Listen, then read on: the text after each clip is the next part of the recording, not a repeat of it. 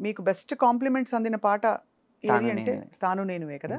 హ్మ్. అన్ని రెహమాన్ గారి పాటలే మీకు ఎక్కువ కుదురుకున్నాయనొచ్చా? అలా ఏం లేదండి. ఇప్పుడు 'ఎటో వెళ్ళిపోయింది మనసు' సినిమా ఉంది కదా! ఇళయరాజా హ్మ్. గారిదది మ్యూజిక్. ఒక పాటకి నంది అవార్డు, ఒక పాటకి ఫిల్మ్‌ఫేర్ అవార్డు, ఒక పాటకి బిగ్ మ్యూజిక్ అవార్డు అలా వేరు వేరు పాటలకొచ్చినాయి. ఒకే హ్మ్. పాటకి చాలా అవార్డులు వచ్చే సందర్భాలుంటాయి గానీ, ఒకే సినిమాలో వేరు వేరు పాటలకి మంచి మంచి అవార్డులు రావడం అనేది అరుదుగా ఉంటదనమాట అలా. ఇప్పుడు ఈ పాటలన్నిటికి మహానుభావుల్లాంటి సంగీత దర్శకులు మీకు ఫోను చేసి మాట్లాడినప్పుడు హ్మ్. మీకెలా అనిపిస్తూ ఉంటుంది ఆ టైంలో? అంటే ఒక నర్వస్‌నెస్ ఉంటుంది కొంత.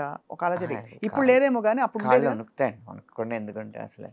ఫస్ట్ టైమ్ రెహమాన్ గారిని కలిసినప్పుడు ట్యూన్ తీసుకోవడానికెళ్ళాను. అప్పుడు నేనంటే డోంట్ బి నర్వస్ అని ఆయనే సముదాయించారు. ఇళయరాజా గారి దగ్గరికెళ్ళినప్పుడు కాళ్ళు వణకడం కూడా కాదు. మొత్తం బొటనవేలు దగ్గర నుంచి తల వరకు మొత్తం బిగిసిపోద్ది. ఆయన కూడా చాలా ప్రేమగా మాట్లాడి అలా వాళ్ళు ఈజ్ చేసిన తర్వాతే మనం మామూలు స్థితికొస్తాం. వాళ్ళు ఆయనకి మీరు మల్టిపుల్ వెర్షన్స్ వినిపిచ్చారా? ఫస్ట్ టైమే అప్రూవ్ అయిపోయిందా పాట? ఫస్ట్ టైమ్ అప్రూవ్ అయిపోయినాయండి. హ్మ్. ఇళయరాజా గారి దగ్గర అంతే, రెహమాన్ బావుంది, గారి దగ్గర. బావుంది, బావుందన్నారా? ఎలా హ్మ్. అన్నారు? కరెక్ట్‌గా ఉంది. మంచి సౌండింగ్ ఉంది. హ్మ్. హ్మ్. ఎంత అదృష్టవంతులండి మీరు. అంటే నిజంగా ఇంతమంది సంగీత అదృష్టవంతుడినండి. పరిశ్రమలో ఉండడం.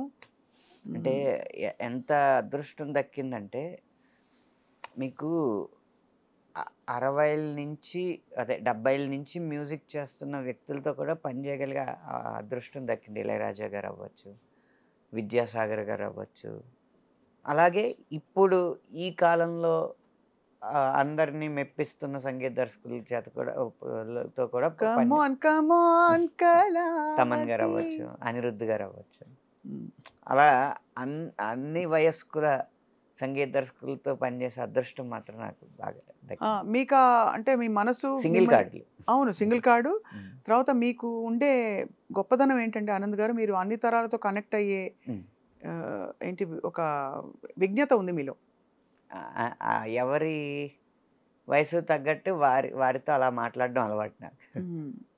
మీ వయసేంటో ఈ ఈ ప్రాసెస్‌లో మేమెప్పుడు పసిగట్టలేకపోయాం. 39 సంవత్సరాలండి. దాంట్లో అబద్ధం ఏముంది. హ్మ్. పెళ్ళైపోయాక వయసు దాచుకోవడం ఎందుకు? అంతేనా? ఇప్పుడు దాచుకుని కూడా లాభం లేదు లాభం కాబట్టి. లేదు.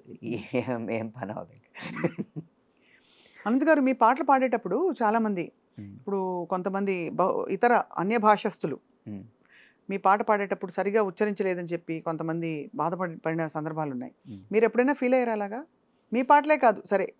నేననేది 'సిద్ అంటే శ్రీరామ్' గారు కావచ్చు. మన భాష గాయకులు పాడినప్పుడు ఆదరించే మనసున్న వాళ్ళే అన్య భాష గాయకులు పాడినప్పుడు విమర్శించే అర్హత ఉన్నవారని నా ఉద్దేశం.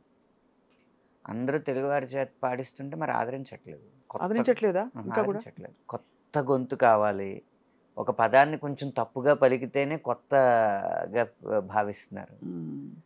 అదీ కాక నేను మొహమాటం లేకుండా చెప్పేదేంటంటే, హ్మ్. మిగిలిన భాషల్లో ఉన్నంత నాణ్యత హ్మ్. మన తెలుగు భాష గాయకుల గొంతుల్లో చాలా అరుదుగా కనిపిస్తుంది. హ్మ్. కారణం మన పేరెంటింగ్ విధానం. ఎవ్వడు చిన్నప్పటి నుంచి ఈడు గాయకుడు అవ్వాలని చెప్పి తన పిల్లల్ని పెంచట్లేదు. ఇది సెకండరీగా ఉంచు. ముందు ఐఐటీ కొట్టు, లేకపోతే మెడిసిన్ కొట్టు. అన్నీ కొట్టుకొని పుస్తకాలేసుకొని నెత్తినేసి కొట్టుకో. ఇయన్నీ చెప్పిన తర్వాత వాడి సహజ సిద్ధంగా ఉన్న ఆశయానికి సెకండ్ ప్రిఫరెన్స్ ఇమ్మని, ఈ సమాజం మెచ్చే ఆశయం వైపు ఫస్ట్ ప్రిఫరెన్స్ ఇచ్చి, హ్మ్. కృత్రిమంగా ఆశయాన్ని జొప్పించి దాని తపస్సు దాని వైపు చేయించి, ఒక 18 సంవత్సరాలు, 25 సంవత్సరాలు వచ్చిన తర్వాత ఆళ్ళ సమాజానికి అనుకున్నది, తల్లిదండ్రులు అనుకున్నది ఆడు సాధించిన తర్వాత, ఆడిని సాఫ్ట్‌వేర్ ఇంజినీర్‌నో, లేపోతే డాక్టర్‌నో ఒక కార్పొరేట్ గాయన చేసిన తర్వాత, ఇప్పుడు కావాలంటే నువ్వేదైనా చేసుకోండి. ఇంకేం చేస్తాడాడు?